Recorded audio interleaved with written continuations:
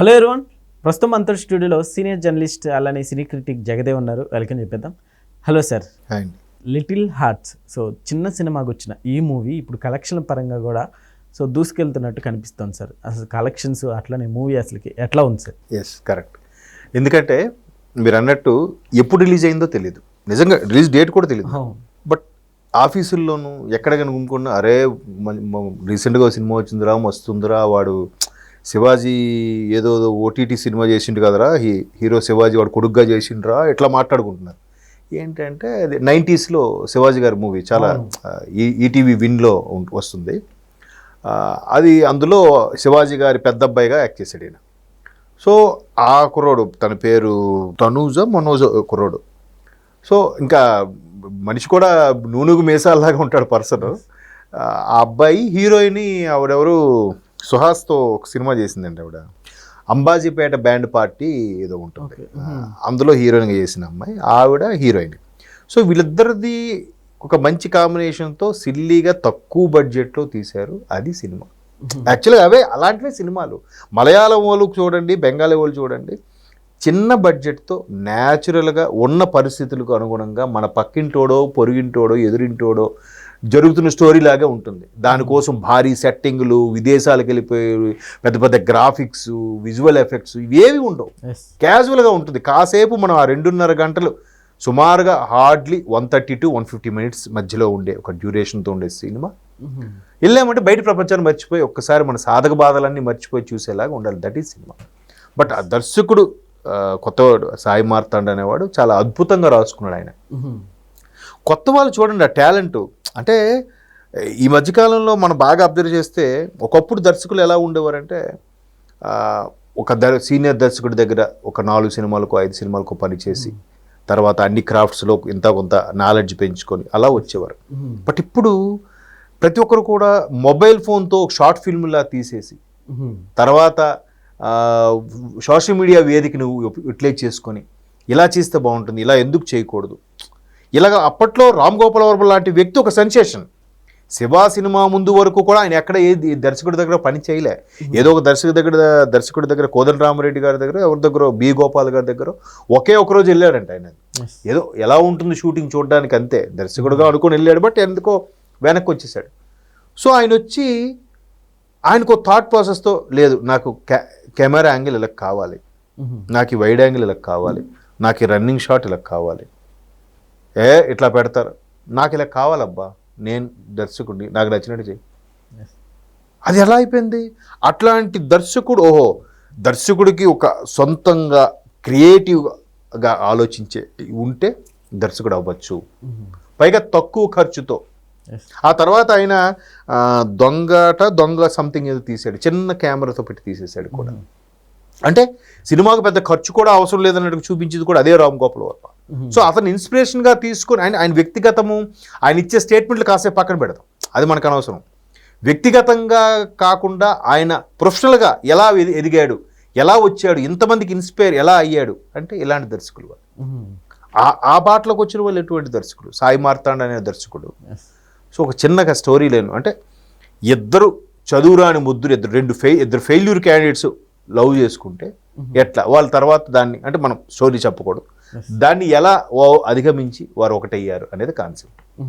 క్యాజువల్గా ఒక సిటీ, హైదరాబాద్ లాంటి సిటీలు గల్లీల్లో తిరిగే కుర్రాళ్ళు, కాలేజీకి వెళ్ళే కుర్రాళ్ళు ఎలా ఉంటారు? రన్నింగ్లో బస్సు ఎక్కడము, బ్యాగ్ జారిపోతుంటుంది, ఎక్కుతున్నప్పుడు చెప్పులు జారిపోతుంటాయి, వాళ్ళ ఫ్రెండ్స్తోని గలీజ్గా సిల్లీగా అట్లాగే ఉంటారు. అది ఒక విధంగా చెప్పాలంటే ఊరమాసనాలి. సో అది ప్రేక్షకులకి బాగా కనెక్ట్ అయిపోయింది. మీరు అన్నట్టు చిన్న సినిమాల్లో ఆ టేకింగ్ స్టోరీ నరేషను మీకు 2.5 గంటల సేపు కుర్చీలో కూర్చోబెడితే అదే కదా సినిమా. సార్ బడ్జెట్ తక్కువ, అట్లనే కామన్ మ్యాన్స్కి చూడడానికి టికెట్స్ కూడా తక్కువే కదా. మీరు అన్నట్టు బెనిఫిట్స్ కూడా అట్లా, బెనిఫిట్స్ కూడా ఇప్పుడు దానికి తగ్గట్టు ఇప్పుడు 10 రూపాయలు పెడితే 1000 రూపాయలు వస్తుంది చిన్న సినిమాలు. అలా ఇదే విధంగా ఎందుకని సార్ పెద్ద డైరెక్టర్స్ పెద్దవాళ్ళు ఎందుకని ఆలోచించట్లేదు అంటారు? అది ఒక రకమైన మోసలోకి వెళ్ళిపోతున్నారు. ఒక 1 year నుంచి ఒకసారి మనం అబ్జర్వ్ చేసుకుంటే బ్యాక్ వెళ్తే సో ఇలాంటి విజయాలు చాలా రేర్గా తక్కువగానే చూసాం. అవును. సో పెట్టిన బడ్జెట్ కంటే వచ్చింది కూడా చాలా తక్కువే. కానీ ఇప్పుడు మరి ఒక్కొక్కటి ఇప్పుడు కమిటీ కుర్రాలని ఆ మధ్యన వచ్చింది, అది సూపర్ హిట్ అయింది. ఇంకింతకు ముందు కేర్ ఆఫ్ కంచరపాలెం లాంటి సినిమాలు చిన్న చిన్నవి. ఇప్పుడు అదేంటది ముగ్గురు నవీన్ పోలిశెట్టితో వచ్చింది చూసారు, అది కూడా సింపుల్గా చేశారు కదా. 3 Idiots టైప్లో ముగ్గురుది ఉంటుంది ఏదో సినిమా, అది కూడా ఎంత బ్లాక్ బాస్టర్ అయిపోయిందండి. అలాగా ఒక్కొక్క సినిమా ఆ 2.5 గంటలు, అదే మ్యాడ్ తీసుకోండి, ఆ మ్యాడ్ ఎంత బ్లాక్ బాస్టర్, మ్యాడ్ స్క్వేర్ కూడా బ్లాక్ బాస్టర్. అంటే ఉన్న సన్నివేశాలని క్యాజువల్గా, అంటే there is no end for creativity అని సాయి మార్తాండ్ లాంటి దర్శకులు ప్రూవ్ చేయగలుగుతున్నారు. అంటే నీలో సత్తా ఉంటే, మరీ పాత చింతకాయ పచ్చడిలాగా మళ్ళీ అవే జోక్స్ కాకుండా కొత్తగా, పైగా ఒకవైపు జబర్దస్త్ లాంటి ప్రోగ్రామ్స్ హైలీ బ్లాక్ బాస్టర్ అయిపోయిన ప్రోగ్రామ్స్ ఉంటుండగా కూడా మరలా ఉన్న పదాలనే వాడుతూ నవ్వు తెప్పించడం చాలా కష్టం. నవరసాల్లో చాలామంది చెప్పేది ఏంటంటే నవ్వించడం అనేది చాలా కష్టమైన ఆర్ట్. ఏడిపించొచ్చట కానీ నవ్వించడం చాలా కష్టం అంట.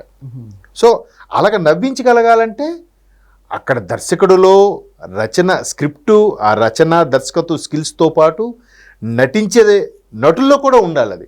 అది గ్రాస్ చేసుకొని ఉన్న నేటివిటీకి తగ్గట్టుగా మాట్లాడడమే సూపర్ హిట్. ఇప్పుడు ఫిదా ఎంత బ్లాక్ బాస్టర్ అయిపోయింది, కేవలం సాయి పల్లవి గారి తెలంగాణ యాక్సెంటే సినిమాకి హైలైట్. అఫ్కోర్స్ వరుణ్ తేజ్ కూడా చాలా ఒదిగిపోయి నటించారు. అంటే ఒక్కొక్క సినిమాకి ఏది పల్సు అది చూపించగలిగితే బ్లాక్ బాస్టర్. చిన్న సినిమా మీరు అన్నట్టు చిన్న చిన్నగా వస్తున్న సినిమాలు. ఇప్పుడు ఆ సినిమాకి మహా అయితే ఎంత ఉంటుందండి, వాళ్ళ మెయిన్ రాజీవ్ కనకాల గారు, అనితా చౌదరి గారు చాలా రోజుల తర్వాత కనిపించారు. అనితా చౌదరి లాంటి క్యారెక్టర్లు, రాజీవ్ కనకాల గారు లాంటి సీనియర్ యాక్టర్లు ఉన్న వాళ్ళ క్యాస్టింగ్ ఏదో అయి ఉంటుంది అంతే. వీళ్ళందరూ కొత్త వాళ్ళు, మిగతా సినిమాకి పెద్ద ఖర్చు ఏముంది చూడండి కదా. అది కదా సినిమా అంటే. బట్ ఒక విధంగా రామ్ గోపాల్ వర్మ గారు అన్నట్టు రాజమౌళి గారు వచ్చి సినిమా స్థాయిని పెంచేశాడు. సినిమా స్థాయి అంటే సినిమా బ్లాక్ బాస్టర్ ఓకే, బట్ సినిమా నిర్మాణ వ్యయం కూడా పెంచేశాడు. లేకపోతే ఆడియన్స్ కూడా యాక్సెప్ట్ చేయట్లేదు. లేదా ఈ లిటిల్ హార్ట్స్ టైప్లో వితౌట్ ఎనీ ఎక్స్పెక్టేషన్స్ సైలెంట్గా రిలీజ్ అవ్వడం, హిట్ బొమ్మ. ఎక్స్పెక్టేషన్స్తో ఉంటే ఏమవుతుంది, భారీ ఎక్స్పెక్టేషన్కి వెళ్ళి రొటీన్ మామ, అదే స్టోరీ మామ, ఎంతకని తీస్తారు వాళ్ళైనా. ఇప్పుడు అయితే వీళ్ళు కూడా దర్శకుడు స్టార్టింగ్లో మంచి ఉత్సాహంగా ఎన్నో ఏళ్ళ నుంచి ఇలా పట్టుకొని ఉంటాడు. ఫస్ట్ సినిమా, రెండో సినిమా వరకు ఓకే, తర్వాత నుంచి ఇంకా థాట్స్ రావట్లేదో, లేదంటే సరైన వచ్చినా కూడా పెద్ద హీరోలతో చేయడం వల్ల వాళ్ళకి తగ్గట్టుగా కమర్షియల్గా ఏవో మార్చేసి వాళ్ళకు ఒక ఐటెం సాంగ్ పెట్టేసి దానివల్ల హిట్ అవ్వట్లేదో తెలియదు కానీ ఉంది. అంటే ప్రేక్షకుల్లో లోపం లేదు. చాలామంది ప్రేక్షకులు చూడరండి, మరి ఇప్పుడు చూశారుగా, హిట్ చేశారుగా, అవును నడుస్తుందిగా, ఎట్లా తీసుకెళ్లాలో తీసుకెళ్ళచ్చు ప్రేక్షకుడిని కూడా. తీసేవాడిలో దమ్ముండాలి, పిక్చరైజ్ చేసేవాడిలో డైరెక్షన్ టాలెంట్ ఉండాలి, దానికి తగ్గట్టు మెప్పించే నటనతో ఉండే నటులు దొరకాలి. సో ఎనీహౌ లిటిల్ హార్ట్స్ అయితే మీరు అన్నట్టు అందరు హార్ట్స్ను కొల్లగొట్టేసింది. అది బ్లాక్ బాస్టర్ ప్రెజెంట్. అంటే కూలీ లాంటివి మర్చిపోయాం ఆల్రెడీ కదా, కూలీ, వార్ 2 అన్నీ మర్చిపోయాం, లిటిల్ హార్ట్స్ గురించే మాట్లాడుకుంటున్నాం. Okay sir, thank you.